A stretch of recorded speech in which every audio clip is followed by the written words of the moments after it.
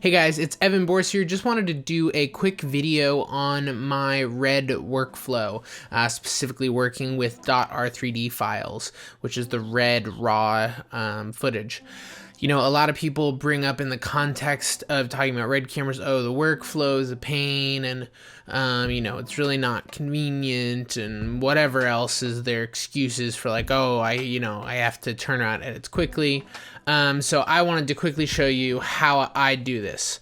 So we shot some stuff today. This is my red mag that just got plugged in. So the first thing I do is I copy all of this. And then I go to where my footage is going to go and I paste all of that.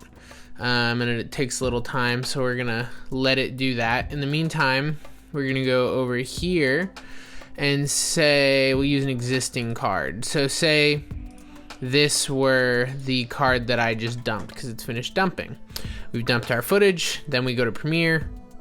We make a new project, which I've already done, and we have no media in here. So then I take my card that I've finished dumping and I drag and drop it into Premiere. It does its little importing dialog. And then when this is done, doop, doop, doop, doop, doop, doop. There we go. Then we take our clip, however you prefer to do this, new sequence from clip, and voila, we're editing red footage just like that. It really doesn't get much simpler than that, folks. You have your audio, you have your clips, everything can get cut super easily. So usually what I'll do, say I were editing this project, is I'll go and cut everything, leaving it in Red Gamma 4, which is what I shot in, because you can change your gamma profile after the fact. And you can do that by, if you're in Premiere, you click on your clip, go to Effect Controls, and then to the left here it says Master. And here's all my raw settings. So I can change my ISO after the fact to whatever I want it to be. I can change the picture profile from Red Gamma 4 to Red Log Film, vice versa. I can change my color space that I was shooting in. I can change a whole bunch of stuff in here after the fact. So usually I will rough cut it all in Red Gamma 4 because that's kind of a 709 look. Then I will go through and switch everything over to Red Log Film. I wish there was like a batch way to do that, but I'm not quite aware of one.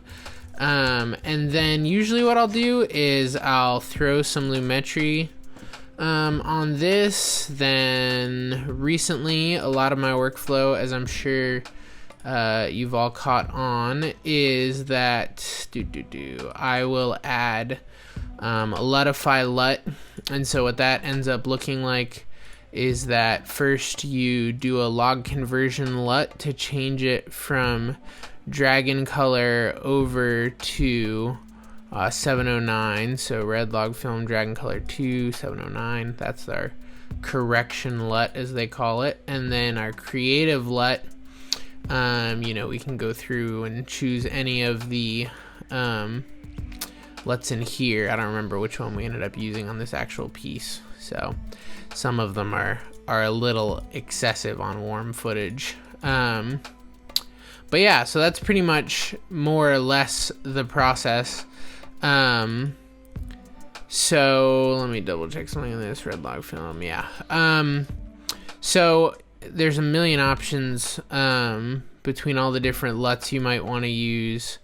We can go in and let me try tweaking this white balance down a little more. There we go. That's not bad. And then usually after that, like most of what I'm looking for when I put a LUT on is actually just how the color ends up falling, because it's kind of like it just mixes things up from that kind of very standard color that comes out of your camera, which is why I don't really care about in-camera color that much, because you can always mix it up with a LUT. And then I'll go through and like put a curve on it to kind of dial in. Usually first it's where do we want kind of our highlights to be falling. And then we can kind of set a black point, you know, if we want to pick some things up in the middle a little bit, I'll dial it in just a little bit with a curve like this. And we can say that's a look we're happy with.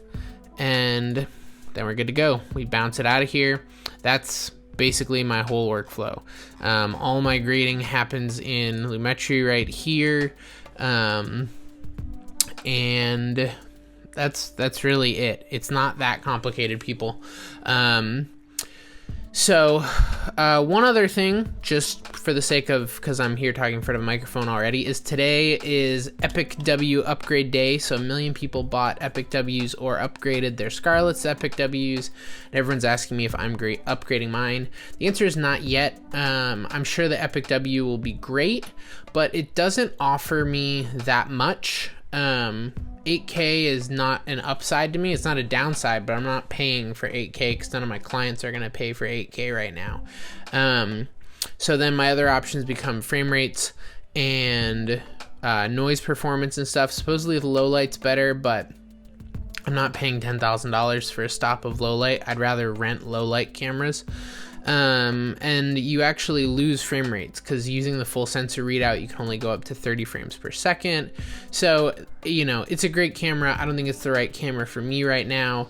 And $10,000, though it may be a deal and you may be saving $10,000, isn't necessarily going to make you as much money as $10,000 on something else. You know, $10,000 in an upgrade, how much more money is that Epic W going to make me than my Scarlett W? Probably not $10,000 more, maybe $10,000 more. But then something else, like say I were to buy $10,000 in lights, grip gear, anything like that, is probably going to make a much bigger difference on my final product, which is going to make a difference in the jobs I'm able to book. So it's more valuable even for me to pay visual effects artists, motion graphics artists, do whatever else to make better work so that I get hired by more people for bigger jobs, and then that's how I'm going to make more money. So I'm not getting an Epic W now. Congratulations to all you who are. You want to hit me up, we can come hang out, shoot some comparison footage. But thank you so much for watching. Check out my Patreon. We've been doing some really cool stuff on there, critiquing people's work and stuff, so I think you'll like it. But yeah, thank you so much and have a great day.